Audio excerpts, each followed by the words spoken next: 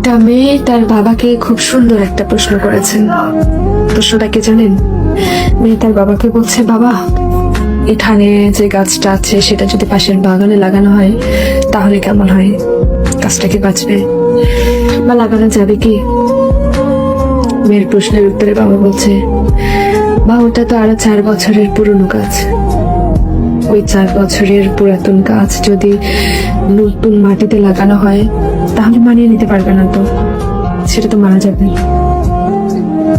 ওই মেয়ে তার চোখের জল ফেলে বাবাকে বলছে,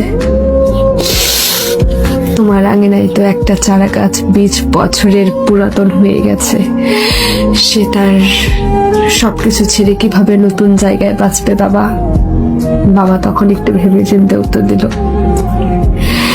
এই শক্তি একমাত্র পৃথিবীতে মেয়েদেরই আছে, তাই তো তারা কল্প বৃক্ষের সমান, যে নিজের সবকিছু ছেড়ে ছুড়ে নতুন জায়গায় মানিয়ে নিতে পারে,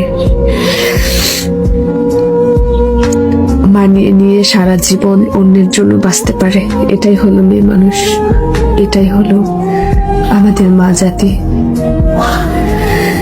সেই প্রশ্নটার উত্তর শুনে মেয়েটা হাউ মাউ করে কান্না শুরু করলো, বাবাটাকে জড়িয়ে ধরে। বাবাও কাঁদছে।